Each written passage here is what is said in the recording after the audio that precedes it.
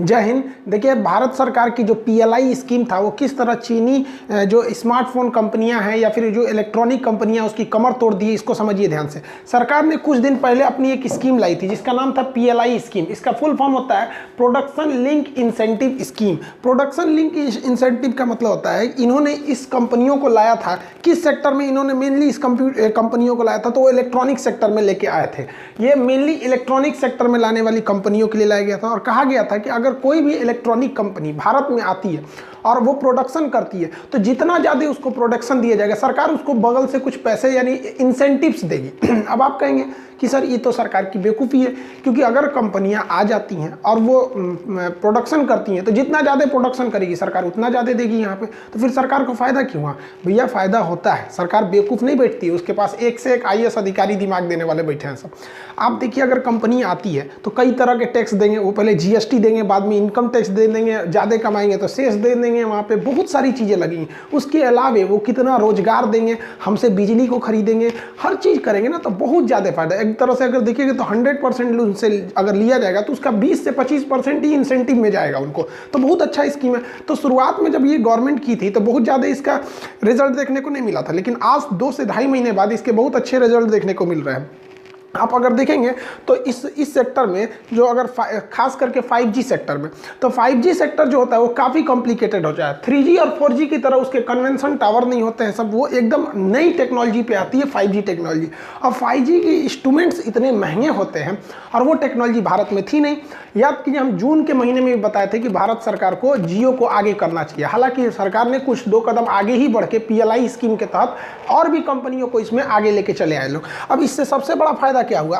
5G company में जो टैकून मानी जाती थी वो हुआवे कंपनी और जेटी कंपनी।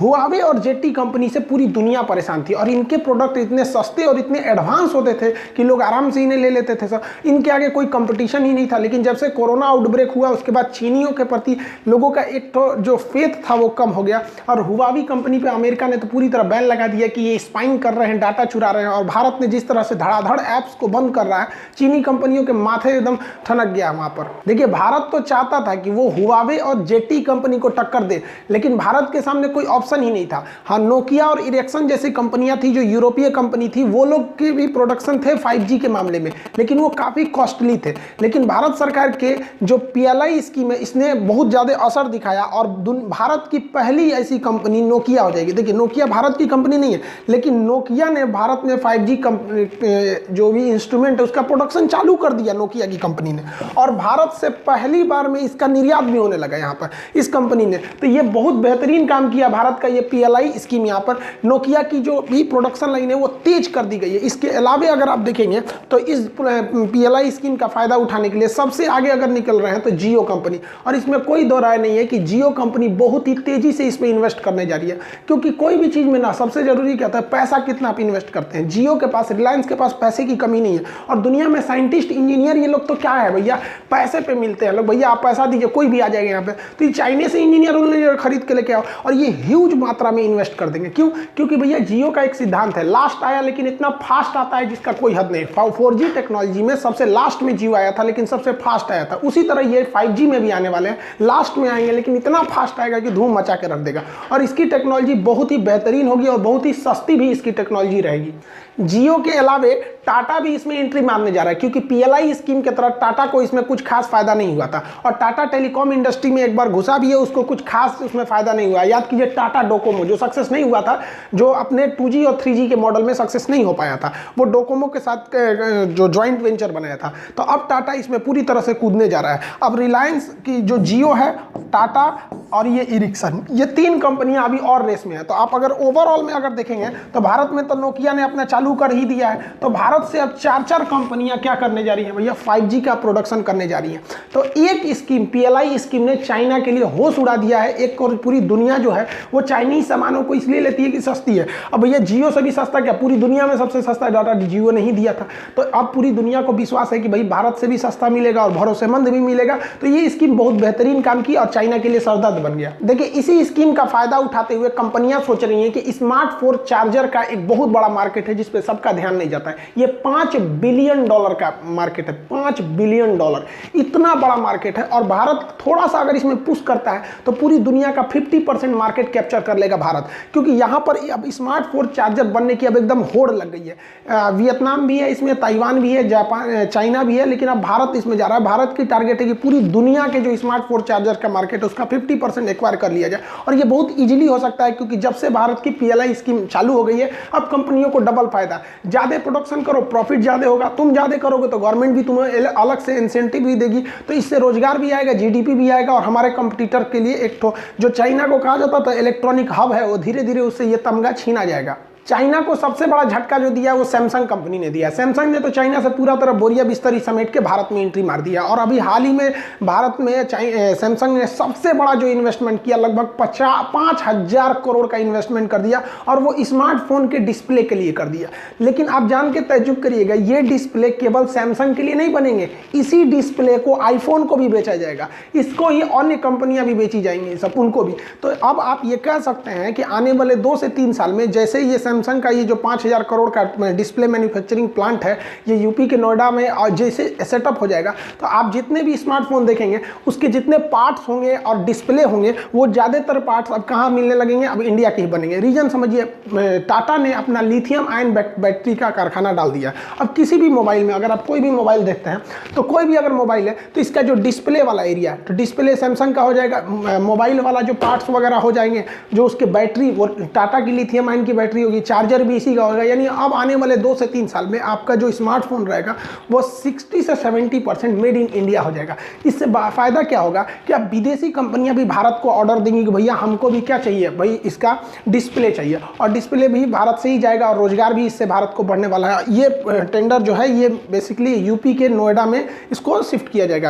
यूपी गवर्नमेंट भी पूरा जोर लगाई है कि ये कैसे भी उनके हाथ से ये ना निकले, लेकिन इसको पूरी तरह सैमसंग मन बना लिया है कि वो भारत में इसको सेटअप करेगा। PLI स्कीम के तहत जो सबसे बड़ा एक ड्रॉबैक है उसको लैपटॉप को शामिल नहीं किया गया। हम तो गवर्नमेंट से कहते हैं इसमें लैपटॉप को भी शामिल कर दिए, क्योंकि पूरी दुनिया में लैपटॉप का सबसे बड़ा मार्केट अगर किसी ने कैप्चर किया हो तो चाइना ने किया है। जिस तरह से PLI स्कीम ने चाइना के मोबाइल हब को छीन लिया उससे और धीरे धीरे भारत की ओर शिफ्ट कर रहा है, लैपटॉप में भी बहुत जरूरी है करने के लिए, क्योंकि जितने भी लैपटॉप कंपनियां आप देखें वो मेड इन चाइना ही लिख देते हैं, या PRC people Republic of China वो कर देते हैं विरोध की वजह से। तो ये भारत को इस पर करना चाहिए। हालांकि भारत इसमें बहुत धीरे से कदम बढ़ा दिया है और वो PCB के थ्रू बनाया। किसी भी इलेक्ट्रॉनिक पार्ट पुर्जा में आपको मॉडर्न फिजिक्स में भी पढ़ाएंगे, जब हम आपको पढ़ाएंगे सॉलिड स्टेट। सॉलिड स्टेट उसे कहते हैं जिसमें हम लोग किसका सेमीकंडक्टर का यूज करते हैं। ये पिछली बार रेलवे में भी क्वेश्चन पूछा था, इनमें से कौन सा सॉलिड स्टेट नहीं है। तो दुनिया के कोई भी इंस्ट्रूमेंटल डिवाइस जिसमें हम लोग किसका प्रयोग करते हैं, सेमीकंडक्टर यानी सिलिकॉन का यूज करते हैं, उसे सॉलिड स्टेट कहते हैं। तो सिलिकॉन के यूज में आपका प्रिंटेड सर्किट बोर्ड आज हर जगह फेमस हो गया, हर चीज में ये PCB का यूज हो रहा है। ये PCB ज्यादातर ताइवान, कोरिया, जापान या चाइना में बनाए जाते थे। अब इसका बहुत बड़ा प्लांट इंडिया में लगाया जा रहा है। जब ये लग जाएगा तो हम लोग ऑटोमेटिकली क्या हो जाएगा कि भाई यहाँ जैसे PCB लगेंगे तो इलेक्ट्रॉनिक पार्ट पुर्जा यहीं बनने लगेंगे, क्योंकि यही ब्रेन बोला जाता है। किसी भी इलेक्ट्रॉनिक डिवाइस का ब्रेन कहा जाता है, दिमाग कहा जाता है इस PCB को। जब यहीं बन जाएगा तो फिर टेंशन खत्म हो जाएगा। अब अगर ये PCB मार्केटिंग बहुत आगे चला गया तो भारत बहुत ही जल्दी जो इसके हार्ड ड्राइव हो सकते हैं, हार्ड डिस्क वाले चीजें हो सकते हैं, इसमें भारत बहुत आगे नहीं है। इसमें भी भारत धीरे धीरे आत्मनिर्भर हो जाएगा। सैटेलाइट कम्युनिकेशन या टेलीकम्युनिकेशन में जो डिश टीवी होता है तो वो तो आपको पता ही है कि टाटा ने और भारत की डिश टीवी ने कह दिया था कि भैया हम खुद से ही प्रोडक्शन करेंगे। वो हम पहले की वीडियो में बता ही दिए थे। अभी क्या है, डीलिंक कंपनी जो राउटर्स बनाती है, ये राउटर वाईफाई को चलाने के लिए जरूरी है, यहीं से वाईफाई का कनेक्शन आता है, इसी राउटर में लगाया जाता है। अब डीलिंक कंपनी भारत में शिफ्ट होने जा रही है। इससे क्या होगा, राउटर बढ़ेंगे और भारत में करोड़ों का जो राउटर्स का मार्केट है वो चाइना से आराम से छीन लिया जाएगा। अब डीलिंक कंपनी वो यूरोप में, अमेरिका में, यहाँ तो ऑलरेडी शिफ्ट है, वो भारत में भी अब इसे शिफ्ट करते जाएगी। अब इस कंपनी में बहुत बड़ा फायदा होगा। तो इसमें भारत की टेलीकॉम कम्युनिकेशन और इलेक्ट्रॉनिक बहुत अच्छे से काम कर रही है। अब इसमें BSNL है। भाई साहब BSNL को हम क्या बोले यार, मतलब फर्स्ट टाइम हमको एक BSNL के प्रति निगेटिव वीडियो। सितंबर में हमको अपने एप्लीकेशन पे क्लास स्टार्ट करने थे, तो हमने BSNL का कनेक्शन लिया था। यार इस सब ने इतना टॉर्चर किया सब जिसका कोई हद नहीं। 29,000 रुपया लिया था कनेक्शन के लिए। वायर हम ही खींचे, 1 किलोमीटर लंबा वायर हमको खींच के लाना पड़ा। हम कहे चलो भैया हमको अपने स्टूडेंट्स का क्लास लेना रहना है, एप्लीकेशन पे 5 घंटा 6 घंटा रेगुलर लाइव क्लास रहना है, विदाउट ये वाईफाई के नहीं हो सकता है। ले लिए। हर हफ्ते इनका कुछ ना कुछ बिगड़ा रहता है, हर हफ्ते। आज 3 महीना टॉलरेट करने के बाद अब डिस्टर्ब हो गया, क्योंकि एग्जाम आ गए हैं दिसंबर में। 28 दिसंबर को एनटीपीसी ने दिया हुआ अपना शेड्यूल कि भैया यहाँ से हम लेना चालू कर लेंगे। वो अलग बात है कि बहुत लंबा एग्जाम का शेड्यूल चलेगा, लेकिन इन लोग का भैया हर हफ्ते कभी कुछ होगा कभी कुछ होगा। या तो फिर कॉल करिए तो आधा आदमी कॉल नहीं उठाता है, कॉल उठाएगा तो क्या करेगा, सर बिगड़ गया है, लखनऊ से बिगड़ा है, कभी नोएडा से बिगड़ा है, कभी गोरखपुर से बिगड़ा है, कभी बिहार का 4 जिला बिगड़ जाएगा। पिछले 2 दिन से इन लोग के 40 जिला में से ये वो मतलब लगभग 30 से 40 जिला में वाईफाई का कनेक्शन छोड़ दिया। सोचो क्लास कहाँ से ले, 1 हफ्ता आप लोग के लिए वीडियो भी नहीं आ पाया था, कहाँ से अपलोड करेंगे। लोग परेशान करके रख दिया सर। ज़्यादा कंप्लेन करेंगे ना तो एक तो वीडियो भेज देगा, सर देखिए ऐसे तार कट गया था, नीचे से खोद रहे थे, 2 दिन लगेगा। अरे यार तुम लोग को 2 दिन लगेगा, यहाँ पे वाईफाई का कनेक्शन टूट गया, रात 2 बजे जैसे भी लगा के खुदवा दो ना। रात 2 बजे किसी को वाईफाई का काम नहीं रहता है। जो आदमी वाईफाई लिया है तुमको समझ में नहीं आता है कि काम के लिए लिया होगा, इसे शौक के लिए गेम खेलने के लिए वाईफाई लेगा कोई। दिमाग खराब करके रख दिया है सब, ये सब BSNL वाला सब। तो कभी कभी अजीब ऐसा लगने लगता है ना कि मोदी जी ठीक है करते हैं, ससुरों को प्राइवेट कर देते हैं। बहुत मन पे चढ़ गया इन सब का, क्या बोले इन सब को समझ में आता है। कनेक्शन क्या है, FTTH करके इन लोग का एक कनेक्शन है जो इधर ले आ गया है यहाँ पर। दिमाग खराब कर दिया इन सबों ने, कुछ खास रिस्पॉन्स नहीं है। SDO को कॉल करो तो फोन नहीं उठाता है, भाई पागल है हम लोग। इनका कनेक्शन का नाम क्या है देख लीजिए, दिखाते हैं FTTH 816E इनका कनेक्शन है। भाई दिमाग खराब करके रख दिया सब इन कनेक्शन वालों ने। खैर चलिए, हम कहते हैं कि भाई BSNL वाले आप इतना टॉर्चर मत कीजिए कि आपके लिए एगो वीडियो बनाना पड़े, क्योंकि लड़के परेशान होते हैं सर। हर हफ्ते इनका एक मैसेज आएगा, आज लिंक फेल है, आज ये फेल है। हमको एप्लीकेशन पर क्लास डिस्टर्ब हो जाता है। लड़कों को लगता है कि सर क्लास नहीं, अरे भाई सर को क्या प्रॉब्लम, हमको पढ़ाने में कुछ जाता है, यहाँ पे कुछ नहीं जाता है पढ़ाने के लिए, है कि नहीं। यहाँ पे अब पढ़ाने में कुछ जाता है तो भाई साहब गूगल YouTube इंडिया ने हमको 8वां रैंक दिया। बहुत बड़ा खुशखबरी मेरे लिए, और आप सबका सपोर्ट, आप सब लोग को धन्यवाद कहते हैं। आप लोग का जो इतना लगाव रहा है इस चैनल से कि आप लोगों ने इस चैनल को 2020 का 8वां रैंक दे दिया। आप देखिए इसमें अगर आप ध्यान दीजिएगा यहाँ पर, तो ये YouTube इंडिया ने कल ट्वीट किया था। ये YouTube इंडिया का ऑफिशियल ट्विटर हैंडल है। पता करने के लिए ऑफिशियल है या नहीं, उसके बगल में देखिएगा एक टिक लगा रहता है ब्लू कलर का, आप यहाँ देख सकते हैं। इन्होंने एक ट्वीट किया, हमको लगा नॉर्मल सा ट्वीट है, हमको ये नहीं लगा यार किसी टीचर को आप टॉप 10 में ला देंगे। हमको तो कभी ये बिलीव ही नहीं हुआ था कि जल्द टीचर लोग का यूट्यूब में कोई खास रैंकिंग नहीं रहता है। सब कैरी मिनाटी हो गए, सब बड़का बड़का हो गया, सब ये सब टाइकून बैठल है, सब हटता ही नहीं है सब आगे से। तो हमको लगा कि नॉर्मल सा ट्वीट होगा। उसने क्या लिखा था, they kept our spirit ups and they are rising up up and up, meet the top breakout creators of 2020। यहाँ पर इसमें मेरी रैंकिंग 8 नंबर थी। ये ट्विटर इंडिया का, आपका YouTube इंडिया का ऑफिशियल ट्विटर अकाउंट है, आप इसे जाके सर्च भी कर सकते हैं, बहुत से लोगों ने देखा होगा। इसमें इन्होंने ट्वीट जो किया था, आप देखिए यहाँ पर ऑफिशियल ट्विटर है, यहाँ पर 1 नंबर पे इन्होंने कैरी मिनाटी को रखा था। भाई साहब उस कैरी मिनाटी इंटरटेनमेंट वाले उन सबको, हम लोग टीचर के बस का है नहीं था। हमको बिलीव नहीं था यार कि हमारे जैसे टीचर को, ऐसे सादा रहने वाले लोग को ये टॉप 8वें नंबर पर लेके चलाएगा। इसमें मेरा नंबर खान सर पटना, जो बड़ा खुशी हुआ कि जब तक लॉकडाउन नहीं था या कोरोना नहीं था तो हम पटना में ही पढ़ाते थे, तो वहाँ के लड़कों को हर समस्या को आदमी सुनते रहता। वहाँ के लड़के पसंद किया करते थे, भाई सर आज बड़ा पढ़ा देते हैं। अब YouTube ने पूरे भैया 8वां नंबर दिया। हम तो इसमें YouTube को भी धन्यवाद देते हैं, लेकिन सबसे बड़ा इसके लिए आप लोग हैं, इसके बहुत बहुत आप लोग का धन्यवाद करते हैं। भाई हाथ जोड़ के आप सब लोग का धन्यवाद फिर से कहते हैं कि भाई आप लोग के सपोर्ट के बिना किसी टीचर को 8वें नंबर पे लाना इम्पॉसिबल था। आज तक टीचर लोग को टॉप 10 में एंट्री जल्दी इधर एंट्री कहाँ मिल पाता है। बड़का देखते हैं, कैरी मिनाटी है एक तो कौन सा। खैर YouTube इंडिया ने जो 8वीं रैंकिंग दी वो अलग बात, आप लोग का इस पर धन्यवाद। इसके अलावा आप स्टूडेंट्स के लिए एक तरह का आप कमिए, आपके लिए एक गिफ्ट है ये बुक। आप ध्यान दीजिएगा, ये बुक आपको एक अलग टाइप का लगेगा। आपको 11,000 क्वेश्चन इसमें railway, NTPC, group D, ASM जितने भी एग्जाम होते हैं उसमें 11,000 सेलेक्टिव क्वेश्चन। हालांकि मेरे पास टोटल 17,000 क्वेश्चन थे, लेकिन इसमें तक लगभग 5,000 ऐसे क्वेश्चन थे, 5 से 6,000 क्वेश्चन जो रिपीटेड थे और जो करंट अफेयर थे। अब आप बताइए 1995 का करंट अफेयर इस बुक में देंगे तो आपके लिए काम के नहीं थे, तो इसमें से करंट अफेयर को छांट दिए, जो रिपीटेड क्वेश्चन थे उसको छांट दिए, एकदम फ्रेश क्वेश्चन 11,000 क्वेश्चन बच गए इसमें। तो इसमें इसमें 11,000 क्वेश्चन डाल दिए हैं, 40 प्रैक्टिस सेट डाल दिए हैं इसमें आपको, तो प्रीवियस क्वेश्चन भी है और प्रैक्टिस सेट भी है। और सबसे बड़ा चीज़ क्या है जिससे हमको चाइना के पेपर मिल वालों से झगड़ा हुआ था, मेरी जो फर्स्ट बुक आई थी न्यूमेरिकल फिजिक्स की, वो पहले चाइना के पेपर वालों से थे, उनसे हमारा टसल हो गया था, झगड़ा हो गया था। वहाँ पे जसोला है दिल्ली में, वहीं पे ऑफिस में बैठ के तू में हो गया था। वो कह दिया था खान सर आपको चैलेंज करते हैं कि आप बिना चाइनीज़ कागज़ के सस्ती किताब ला ही नहीं सकते। तो हम आज भी ओपन चैलेंज करते हैं चाइनीज़ कंपनी वालों लोग को कि भले कागज़ का खोज तुमने किया है, देख लो भाई साहब 632 पेज की ये किताब है, 632 पेज की किताब, और इसको महज 149 रुपये में, इससे सस्ता पॉसिबल ही नहीं है। 149 रुपये इसकी कॉस्टिंग, 632 पेज की किताब यार, फोटोकॉपी करा के, मतलब हमको जब प्रिंटिंग प्रेस में किताब कितनी मुश्किल से छपती है, आप देखे होंगे कि कितना उसमें टाइम लगता है किताब को छापने में, कई मशीनें आती हैं उसको छापने के लिए।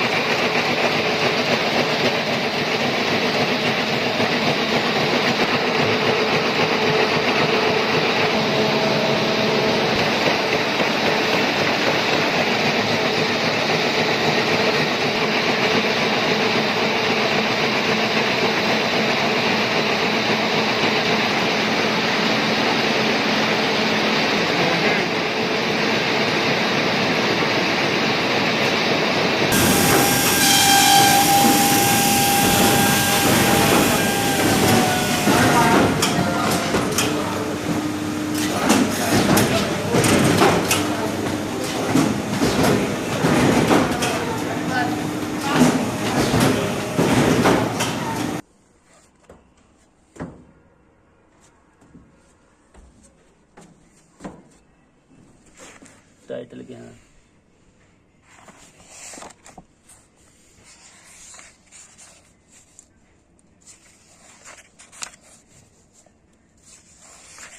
तो आज ये किताब फाइनली छप के निकल गई।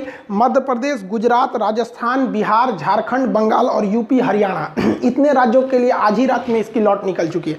आप लोग का ये भैया ये कॉस्टिंग है, यहाँ पर आप लोग 149 रुपये दे दीजिएगा तो कोई दिक्कत नहीं है। अगर आप बढ़ा कर 149 में अगर 1 रुपया बढ़ा देते हैं, यानी अगर 150 रुपया कर देते हैं, तो भैया हमको भी 1 रुपया मिल जाएगा। लेकिन ये हम आपके ऊपर छोड़ देते हैं, क्योंकि हम YouTube पर आए या फिर पढ़ाने के लिए आए, तो कभी ये मेरा उद्देश्य ही नहीं रहा कि हम कभी भी पैसे कमाएं। मेरा यही उद्देश्य रहा कि भारत ने जो अपना पुराना गौरव खो दिया है, हमें विश्व गुरु कहा जाता था, हम शिक्षा को फिर से आगे ले सकें। शायद हमारा ये योगदान भारत के लिए अच्छा होगा, क्योंकि ये भी एक तरह का हमारे लिए भी बहुत खुशी की बात है कि जो भारत शिक्षा के लिए जाना जाता था, आज उस शिक्षक को 8वां रैंकिंग मिला ऑल ओवर इंडिया में। और भारत, चाइना की कंपनी जिसने चैलेंज किया था कि पूरी दुनिया में जाना जाता है सस्ते चीज़ों के लिए, आज उसको टक्कर दे दी है। भाई साहब एक 632 पेज की किताब 149 रुपये में, इतने मिनिमम प्राइस में पॉसिबल ही नहीं है। आपकी इच्छा, आप दीजिए या नहीं दीजिए अलग बात है। हाँ, इससे अगर, लेकिन अगर आपका गांव दूर एरिया में है तो आपके गांव का दुकानदार आपके ज़िला में आएगा, किताब को खरीद के ले जाएगा, तो वो इस पैसे में ट्रांसपोर्टेशन का कॉस्ट जोड़ेगा। लेकिन अगर आप बड़े शहर में, जैसे लखनऊ है, दिल्ली है, पटना है, बनारस, इलाहाबाद, मध्य प्रदेश, ये सब जौनपुर हो गए या जयपुर हो गए, यहाँ सब में लीजिएगा तो आपको 149 में ही पड़ जाएगा। आगे का प्राइस जो है वो आपका ट्रांसपोर्टेशन कॉस्ट आएगा इसमें। तो इस बार जितने रेलवे वाले एग्जाम वाले हैं विद्यार्थी लोग, आप इसको लेंगे। रामबाण है, आप सोने से पहले जब बेड पे जाइएगा तो 11 बजे के बाद आप इस किताब को लेकर चलना है। आपको करना क्या है, डेली इसमें जितने प्रीवियस क्वेश्चन है उसको बनाते रहेंगे। आप बिलीव नहीं करिएगा, आप केवल प्रीवियस क्वेश्चन बना जाइए ना, आप नहीं पढ़े हैं कोई मैटर नहीं करता है। आप अगर केवल प्रीवियस क्वेश्चन बना जाते हैं 11,000 क्वेश्चन, तो आप कट ऑफ तक पहुंच जाएंगे। प्रैक्टिस रन बनाएंगे और थोड़ा आगे निकल जाएंगे। तो देखिए, ये आप स्मार्ट वर्क करते रहिए, समझ में आ गया। जब तक नींद नहीं आती है तब तक ये करिए। अब वैसे भी अब नींद नहीं आती है आप लोग को, तो हम तो अब क्लास लेने जाएंगे। आज रात में फिर 12 बजे, आज रात को 12 से 2 बजे लाइव क्लास चलेगा, केमिस्ट्री का बैच चलेंगे आज रात 12 बजे से। और अभी फिर लेने ही जा रहे हैं, फिर थोड़ा सा 1 घंटा गैप देंगे, फिर आप 12 बजे से लेंगे। जितने लोग को इन्फॉर्मेशन नहीं था उनको इन्फॉर्म कर देंगे कि 12 बजे वाला भी क्लास आज केमिस्ट्री वाला लेंगे। मिलेंगे नेक्स्ट क्लास में। जय हिंद।